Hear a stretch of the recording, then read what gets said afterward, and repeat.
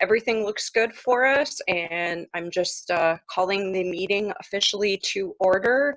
And Dawn and I are going to kind of gang up on the agenda and make sure that we run through everything that we need to do. If anyone has questions, I think you can hit the little raise hand button if you have the participant view up. And back to, I'm going to look at our first item of business. Okay, looks like Maria has the first item, which is just to approve our minutes from the fall 2019 meeting. Dawn, I can't. No, there we go. Apologies in advance if you hear background noise. Thanks to a toy here. But good morning, everyone. I hope everyone has gotten the chance to look at the minutes from fall 2019 when we visited Akron Children's Hospital. Are there any corrections before we vote on the meeting minutes for fall 2019? If there are no minutes, I motion that we vote for the fall 2019 OHSLA minutes. Is there a motion? I apologize.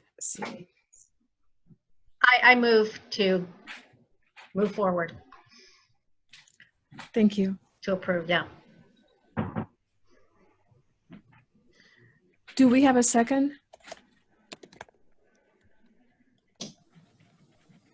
I'll second. Thank you.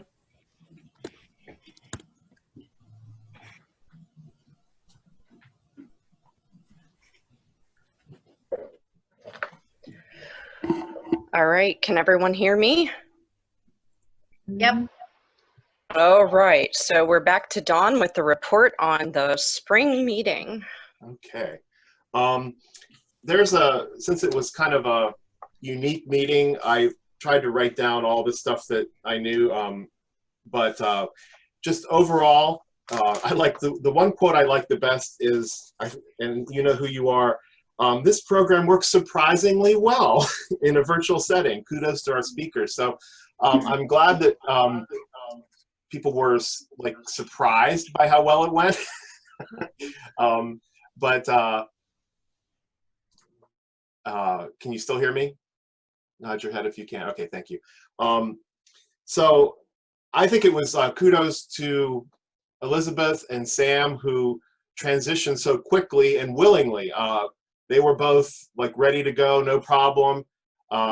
And believe it or not, those of you who attended, Elizabeth Bolander from the Cleveland Museum of Art, that was her first ever class online, and you would never know it because she just did very well. And so I think she got pretty high marks, really actually 4.7 out of 5. And Sam also got pretty high marks, 4.4 out of 5. If you want to read all the comments, I put them in the report. I'm not going to go through them all here, but in general, I think we can all be pretty happy with our first attempt at that. We all worked together. We had 2 people that were very willing to help us. And I think the best compliment is people want to do it again. So I think that's probably the best compliment that you can get, is that people want to try it again. And I think we may have to. I don't know whether we want to try WebEx again or Zoom, but if you have any comments about that, please let me know. There's a lessons learned section of the report. I've tried to put some things in that we all learned and debated and prepared. So there's a section there. Let's see what else. Some people thought the GMR portion should have been at the beginning when people were fresher instead of at the end. So I think the next time, usually the GMR has a report in each of our meetings, we might want to consider putting that at the beginning. I think it was a good decision to move the business meeting to a second date. If you have any comments about that, that's why we're all here today, is because we thought that it would be too too much time sitting at a computer to have the business meeting and 2 presentations. So that may be something we might want to consider for the future if we have to keep doing things virtually, that the business meeting is a separate time, that there's no charge, no registration for it. I can't see charging for a business meeting, and that makes it easier on the treasurer. Again, very much thanks. The treasurer is a hard job in OHSLA. Has to do with just about everything, plus the added responsibility of membership. So I want to say a special thank you to Liz Lyman for not only being willing to host nationwide, host us at Nationwide, but then deal with it when we had to cancel it. She had to do all the cancellations, but we had it all planned. So it was a whole meeting planned, a whole meeting canceled, and then a whole other meeting planned, and she had to do the registration for that. So she and Heidi did a lot of work on that. And in general, the treasurer, I think, has the most work of any of the positions in OHSLA. So just really appreciative to Liz and all her work, and especially because she volunteered to host as well. And we had gotten to the point where we were ready to order food. That's how close it came to, you know, before we had to start thinking about canceling. People commented that they missed seeing and interacting with everyone. And somebody even said we should do a Zoom meeting or something just for networking or catching up with people with no like real agenda other than maybe some conversation starter questions. So we might want to schedule something like that, especially since the logistics and the overhead, you know, doesn't cost anything. So we might want to consider doing something like that. The president-elect would be the one who would do any programming. So that's something to consider. Maybe one of the lessons learned is to give us a time to network. Many people, even in when we rehearsed our questions with each other, Elizabeth Bolander gave a section, and most people wanted more time for that. So I think we still crave that kind of unstructured networking time, which maybe we need to take into account somehow. Maybe it can be part of the business meeting as well, that we have like half an hour of just, you know, what's your library doing? What's the status? How are things going in your neck of the woods kind of thing? And maybe some prompting questions. Some other future programming suggestions. These are again in the notes, but somebody mentioned citizen science initiatives via public and academic partnerships. A couple people, maybe even more than a couple, wanted some more training on systematic reviews, how to start a systematic review program with students and faculty, and how will the new PubMed interface change how we do systematic reviews. Somebody wanted information on coronavirus, public health information, vaccines, disaster response. Other people wanted how we support people remotely, our library users remotely. And then again, more information on consumer health librarianship. So those are some suggestions. And I noticed citizen science, there was something that came through. There was a class on that recently. Of course, a lot of talk. I'm not going to open the PubMed can of worms here. But we had Sam, and I would encourage you to reach out to Sam Walton if you have any questions. Obviously, PubMed is now the new default. So if you have, you know, questions, complaints, suggestions, things that don't work, like the downloading format, get back with Sam because he volunteered to do that. As far as the budget went, we did very well because we didn't have to pay for food or really anything but the honorarium for Elizabeth. And so we actually made money a little bit on this because everyone was willing to come. And I thank everyone who showed up too, knowing that it was our first time. You willingly submitted yourself to something new, so that was very valuable, just the people who just showed up. I did record it, or actually Alyssa recorded it, and then both presentations are available on the OHSLA YouTube channel. They're the only 2 things on there now, but this will be on there as well. So it seems like we'll probably start recording more things and making more use of YouTube, which we hadn't ever before. So you can watch both of them. And then eventually, Heidi will archive from the events page where it is now to a page of its own, so we can keep the links and all the information forever.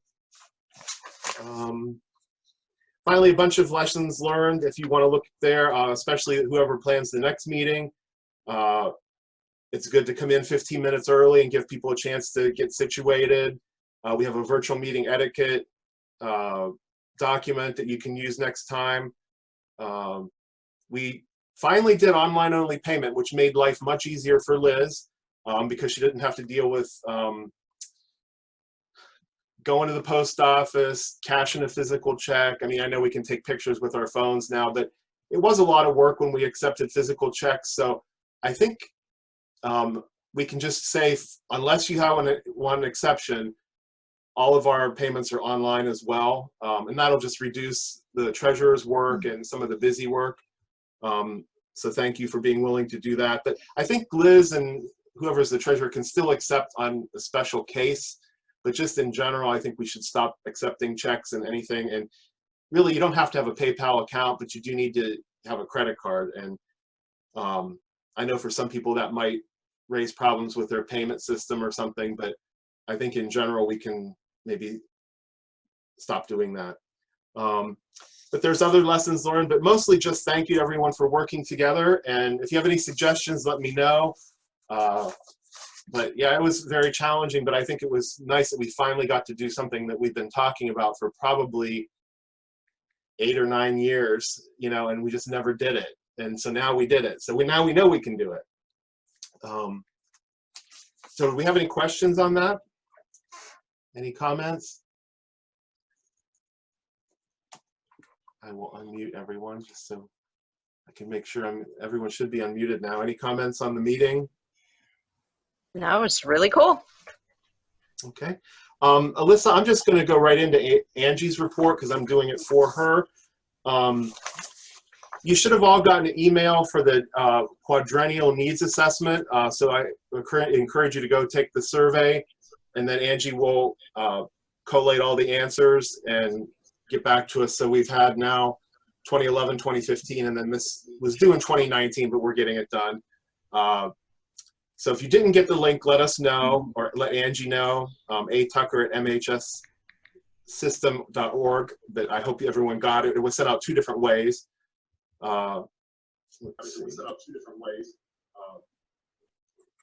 And then the nominating committee, I'm going to mute because I keep hearing myself. I'm going to mute everyone. The elections, we had 2 candidates, one for president and one for secretary, and they both won. So congratulations to our president-elect, Jimena Crisagas, who's here today, and also our new secretary, Marilia Antunes. So congratulations. They will officially take office at the July transition meeting. So we were able to get that done. Congratulations. And then Angie is working, she kind of gave us a report. People were asking about the Midwest MLA meeting in Bloomington.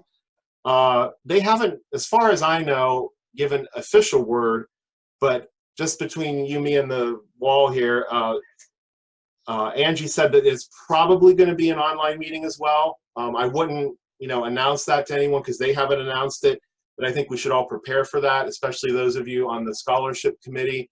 I don't know how much they're going to charge. I don't know any of the details, but Angie said it's likely that it'll be a virtual meeting, and that in 2021 they will still keep it in Bloomington. And that's from her meetings with the Midwest board. So I would plan that it's going to probably be an online meeting. As we know, the MLA meeting is virtual because Oregon has prevented meetings of that size. So I think it's safe to say Midwest MLA will also be virtual. Does anyone have any questions on any of that?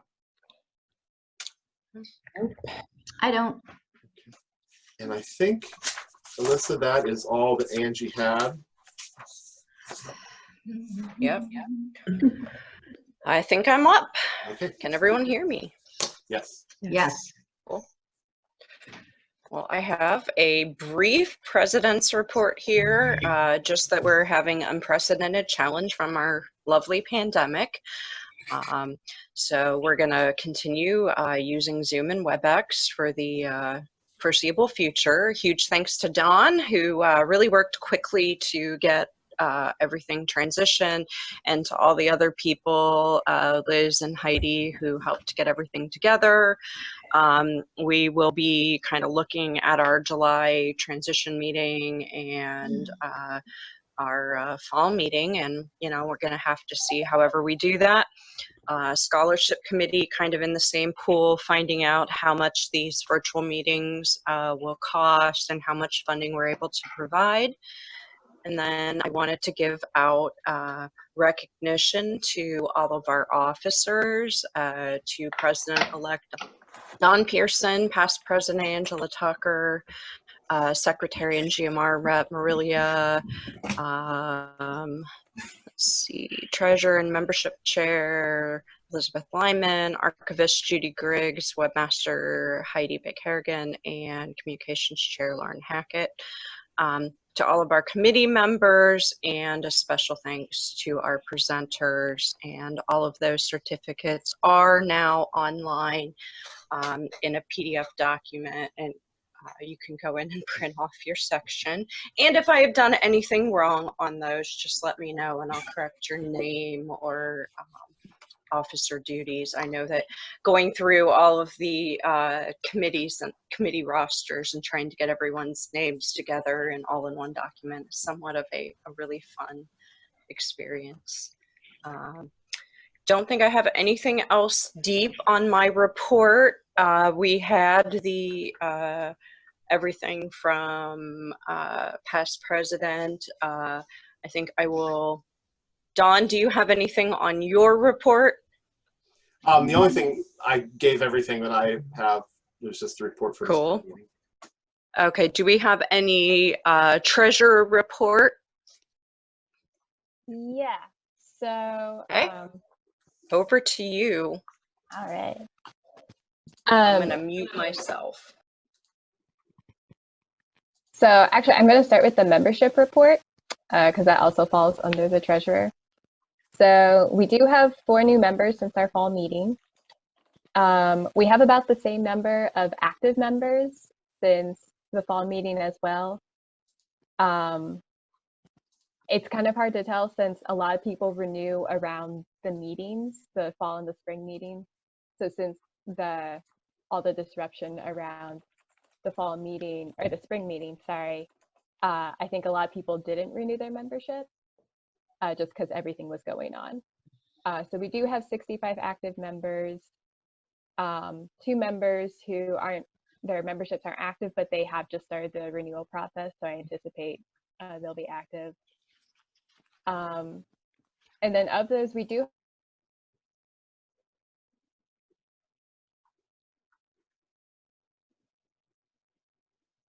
be archived because it's been more than 6 months that they haven't renewed their membership. And then I do have on the membership report the name of our new members, Holly Burke, Jeff Gluff, Francis Glauber, and Amy Hughes. So that's the membership report. And then the treasurer's report, as Don said, there was a lot of work the past couple months on refunds. I got very good at that as everyone signed up, and then I had to refund all their money. I believe we just barely covered costs since we didn't have to pay for food or fee or anything like that. We just had to pay our speakers honorarium. I think we made about like $20 off of that, so that was good. I have the budget. It's all up on the site. I think the only thing to note is that obviously our dues are down according to what we expected to have. I think a lot of there's just a lot of people haven't renewed just because of the uncertainty right now. And then we did switch over to, for the spring meeting, we only took PayPal payments just because we didn't have a lot of time to deal with like physical checks. And it ended up, no one contacted me saying they needed to pay by check. I can always do it. But fun fact, apparently the business account, we can't do mobile payments. So I had 2 checks come in this past week. I had to physically go to the bank to do that. But other than that, we're looking good. Our total cash at this time between our key bank account and PayPal is over $6,000. So any questions on that? All right.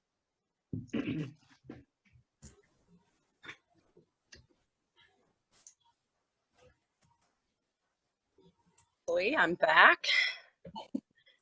Let's see if we can do this.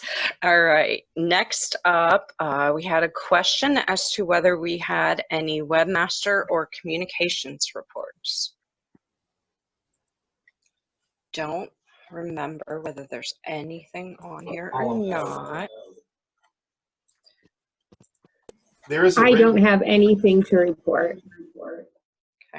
There is a written webmaster report. Oh, there's Heidi. Yeah, this is Heidi. I just had to unmute myself. I did post a webmaster report, and just a reminder that the Wild Apricot subscription for the website is due July 21st, and the base cost is $540. Because we are not yet using Wild Apricot's payment system, we're going to be paying a system servicing fee on top of that of 20%, which will take that total to $648. Other than that, I mentioned in the report the new members that I added to the listserv. So when I find those, just as a little. Sam asked that question at the meeting, but we were also asked that question again. Another question that he asked all of the states that are GMR members is, are there other ways in which funding can support your work or institution?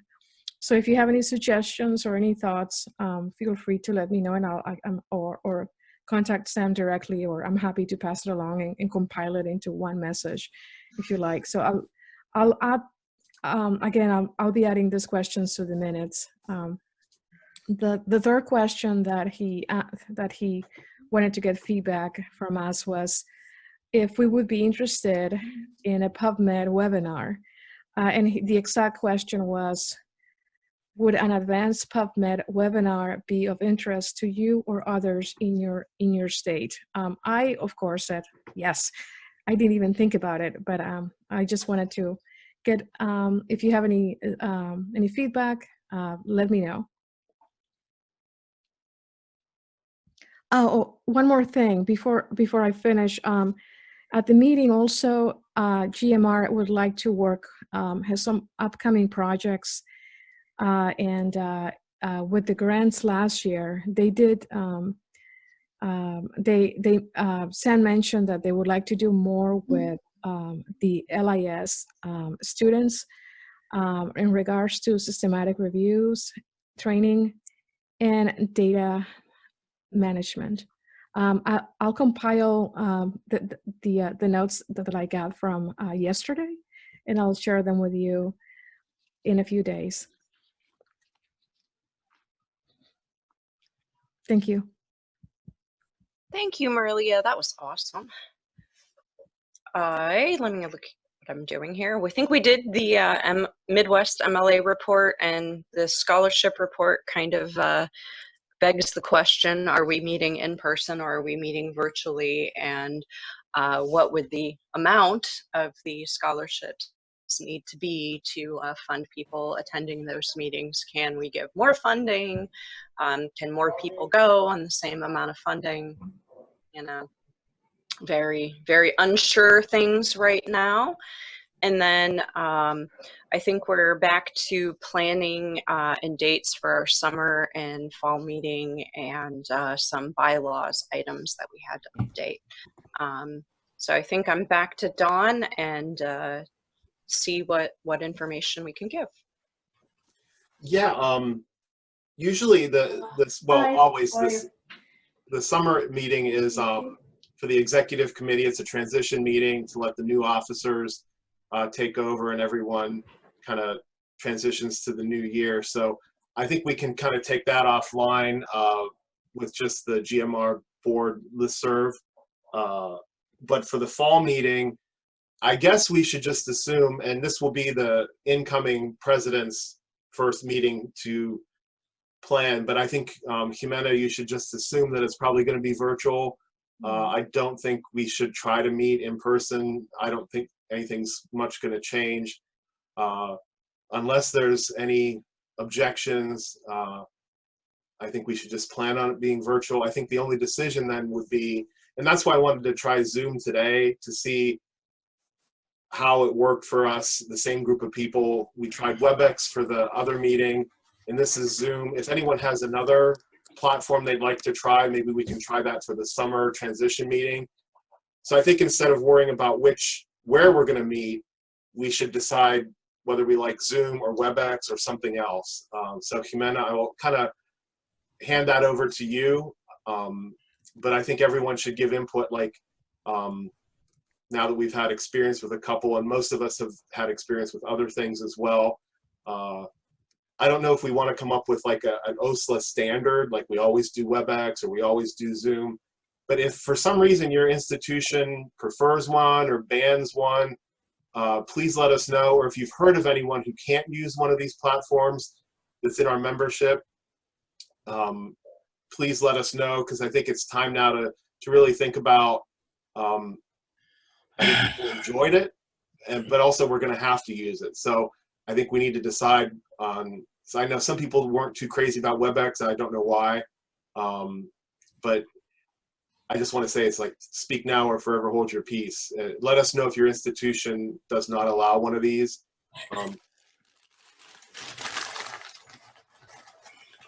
And then I'll let it, send it to Marilia for the bylaws, whatever changes we need. Let's see. Oh, hi everyone. Yes, last in our January meeting, we discussed. It was recommended that the ad hoc committee for the Betty C. Delco Scholarship Committee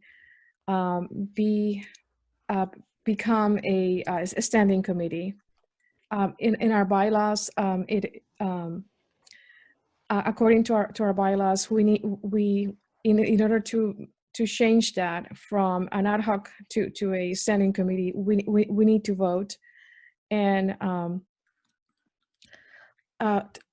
for a quorum, I believe we have 18 people, so we need at least 2/3 would have to vote in order for this to be amended. So we can vote one way. We can vote via chat. So I propose that we vote in order to, as we discussed in January 2020, to change the committee from an ad hoc committee, the scholarship committee, from ad hoc to a standing committee, and we will add those changes to the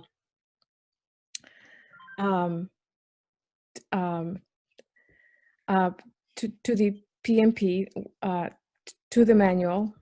So if you agree, please, let's see if I can, I believe I can type yes.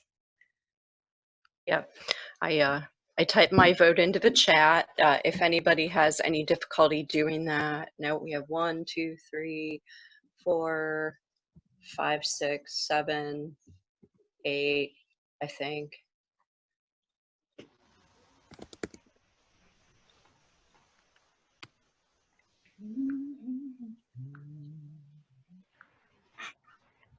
Waiting to see if there are any other votes. Did we pass the motion? 1, 2, 3. 7, have 10.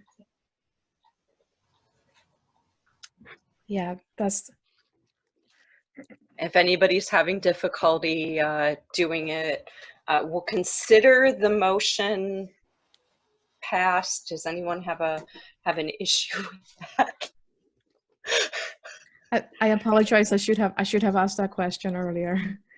No. Is Thank- everyone okay? Great. Yep, we're going with, we think it's a pass. We're willing to accept that we have passed it. If anybody has objections, you may file them later. I'm going to consider the motion passed because we really would like to move that forward. Having the committee move from ad hoc to standing committee will just mean that we won't have to keep appointing people back and forth. And if the current committee chair thinks it's a pass, which she just did, thank you, Ellen, we'll consider it a pass. Dawn, can we go back to you for a second and see if there's anything left on your agenda? Because I think that may have been. I think we covered all your agenda. So the next meeting will be the transition meeting in July. So just those of you on the executive committee will get an email. We'll decide. It'll be July sometime. I think we can talk about maybe having, those of you who joined late, somebody had suggested that we do like a networking or kind of round robin meeting. So maybe we'll do that between now and the fall meeting just to touch base. Does anyone have anything they want to say? I know there's people who joined later and we didn't get a chance to welcome them or say hello. Anyone want to make any comments? Update us on the status of their libraries or their health systems, or even just say hello? I will unmute everyone. But other than that, I think the meeting is done. Unless, Alyssa, you have anything else? Okay, thank you, Dawn. We lost you there for a whole second, but Sorry. think you're back. No, I just wanted to thank everyone for their patience in doing this. I know that for many of us, it's like an online meeting doesn't reduce our anxiety any, it just makes it worse. But presenting virtually is like, well, this is kind of worse than doing it in person. But I'm really glad for a great group of people. You make this fun and you make it easy. And, you know, I really just wish that we could all meet in person and